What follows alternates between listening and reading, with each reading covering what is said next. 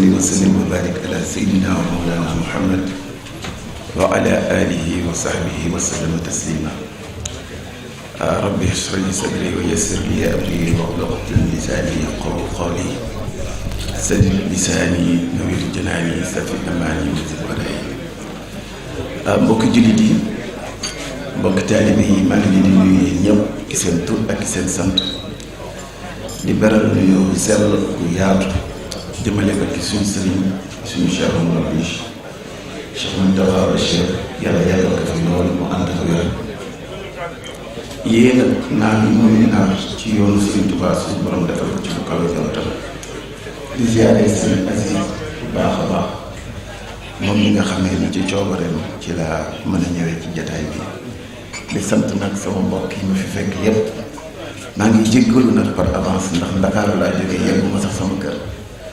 dama doon yaakaar ni dina gaaw waaye mbir yi xaw a yéex lool suñ Babacar maa ngi lay ziyaare ñi nga xamee ne ràññee naa leen fii di kontaan loolu sëñ Ousmane maa ngi lay nuyu bu baax a baax da ngeen may baal nag parce que suivre ma fii lu waxtaan bi peut-être que li may wax mën na décaler tuuti wala muy poser ay yeneen problématique yoo xamee ni xëy na bu ma déglu woon li ngeen doon wax ci tàmbali loolu dina mën a xaw a bañ a dëppoo li nga xamee ne moom lay wax man ci politique ak diine dama koy contextualiser ci benn général pour man léppi diine politique la amul lenn loo xam ne danga koy jëf ci diine wala danga koy jëf ci politique te suñu borom àdduwu ci te duñ la ci àtte te duñ ci taxaw te conséquences yi doon ay conséquences yoo xamante ne law ba fekk la yow mal xel postulat boobu buñ ko xamee dañu war a contextualiser waat suñu mbiru bopp parce que waxtaan bi pour ñu mën a dégg politique ak diine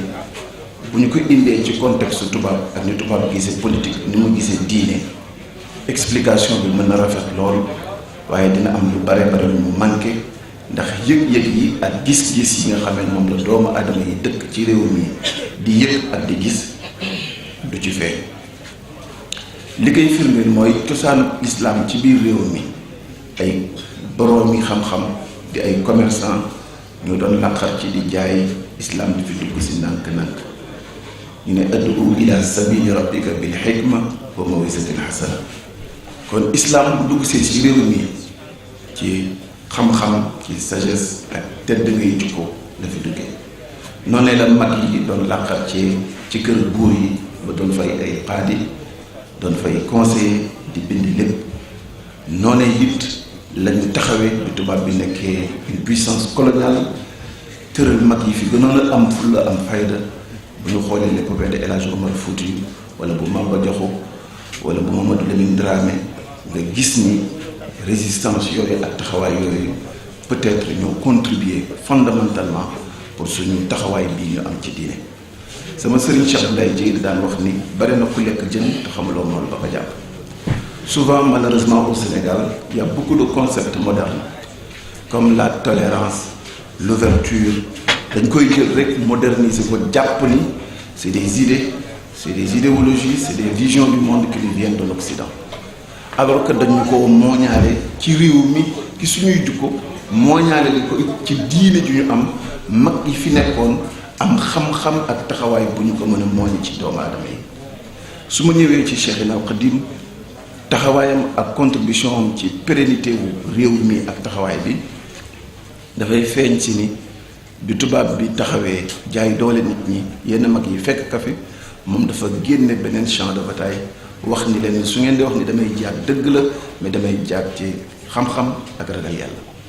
muy une vision extrêmement moderne et totalement en avance ci lépp loo xam ne xam-xam ak taxawaayu àddina amoon na ko ndax ñeneen ñi fi mosa di xeex yëpp ba fi léegi toutes les confrontations immédiatement li dañuy njëkk a xalaat mooy bocc jaas yi génn yet taxaw Sëñ Tuubaa la ñu gis ci moom mu sukkandiku ci rasulillahi sallallahu alayhi wa sallam génne ni taxawaayam dëgg li muy xeexe lii jiyaadam mooy xam-xam ak ragal yàlla te xam-xam boo ko seetee ba si biir mooy base production mooy base li nga xam ne mooy base théorème mooy base usine mooy base production mooy base commercialisation mooy base industrie mooy base doole.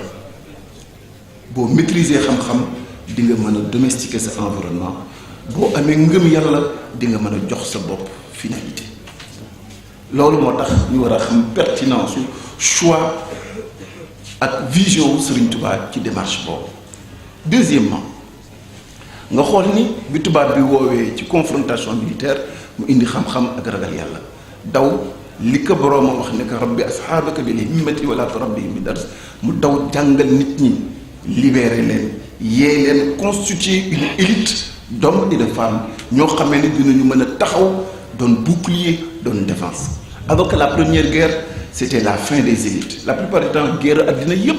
boo ko c'était day lessiver élites yi lessiver borom doole yi après mag ñi ak gone yu tuuti yi ñoo fay des. loolu aussi war nañ ko mën a jàng ci diine kon suñu diine googu nga xam ne rasul sallallahu alayhi wa sallam mooy tegtal bi moom ingénieur la woon général d'armée la woon philologue la woon philosophe la woon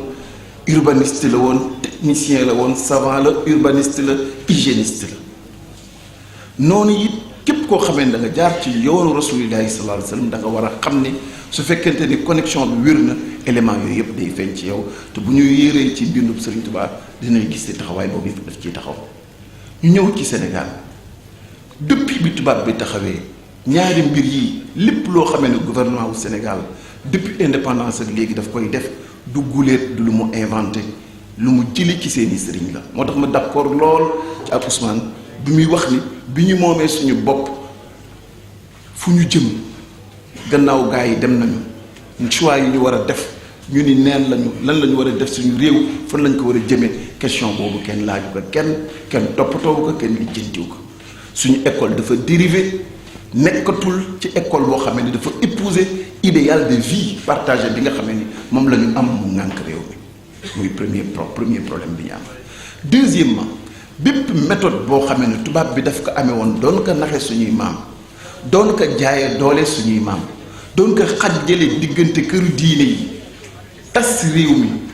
diviser nit ñi même méthode yooyu moom la ñuy taxaw. bari na ci xale yoo xamee ne xamuñu ni le commissariat au pèlerinage du création wu état Sénégal moderne tubaab bi moo ko créé woon ci jamonoom pour mën a teqale diggante sëriñ si.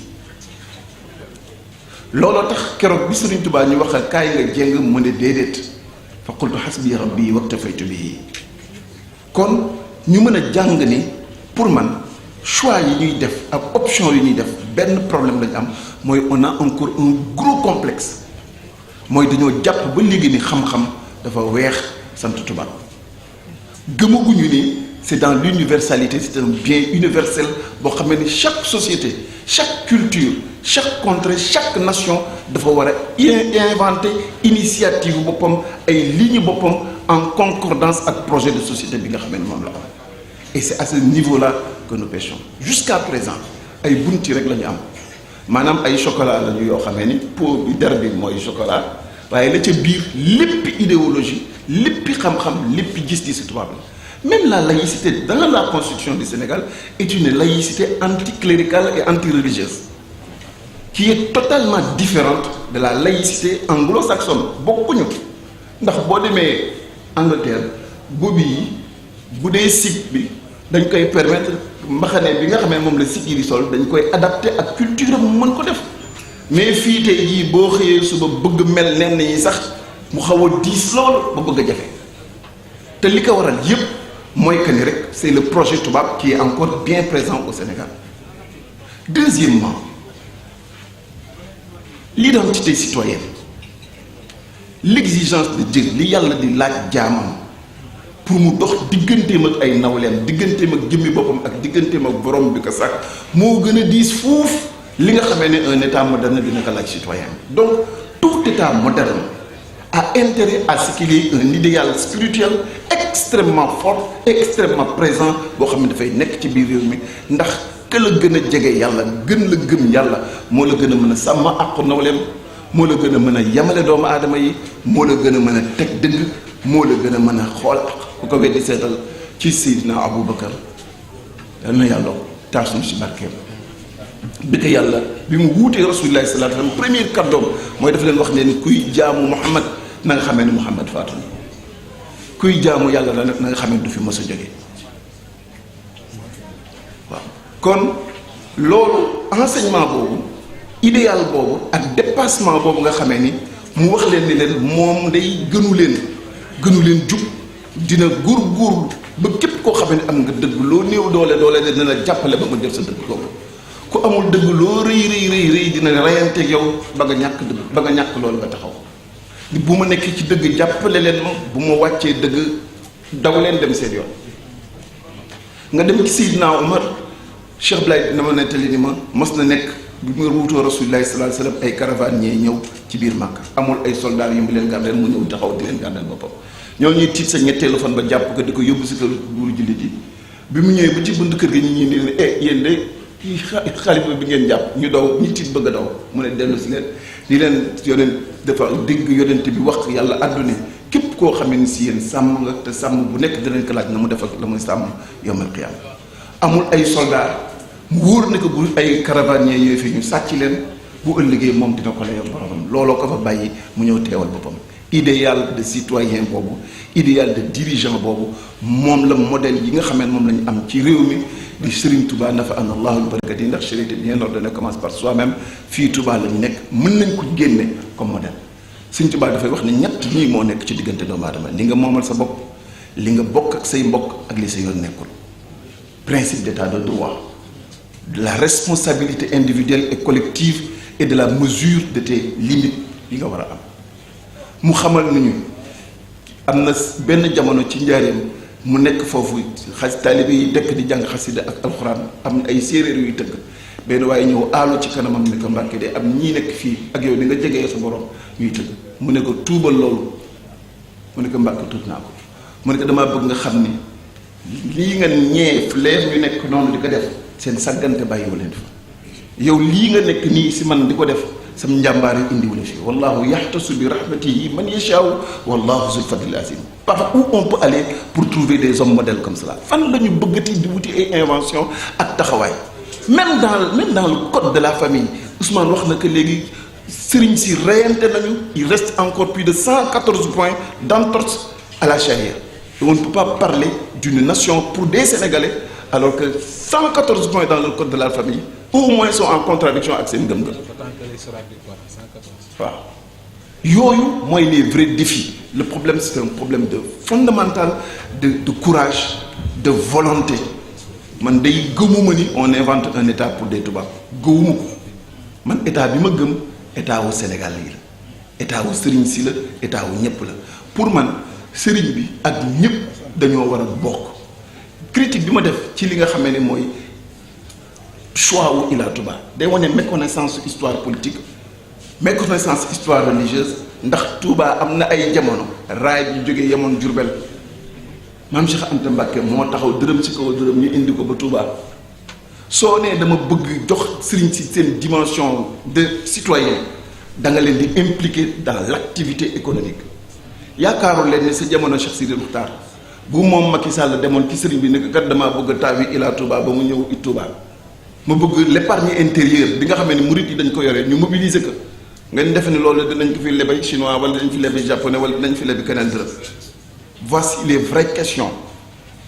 dañoo wàcc suñu ànd moo tax lu ñu wax day mel ne ay jaambur lañ koy waxee il y a une réalité et une césure nette entre la réalité vécue par les Sénégalais et l'histoire politique telle qu'elle est rencontrée qui est une histoire étrangère suñu bëggee dem dañu war a xool li nga xam ne fa la mag ñi jaaroon ba bu ñu waxee nit ñi di jooy bu ñu waxee nit ñi jël seen alal def ci bu ñu waxee ñëpp toog bu ñu joxañee benn yoon kenn bi dem fenn ce sont ces valeurs là qu'il faut que nous cherchions il faut que nous inventions des comportements yu méngoog taxawaay yu mag yooyu pour mën a mobiliser l'énergie intérieure ñu dem ci kanam maa ngi jégalu na bu baax a baax asalaamaaleykum wa rahmatullahi wa barakatuh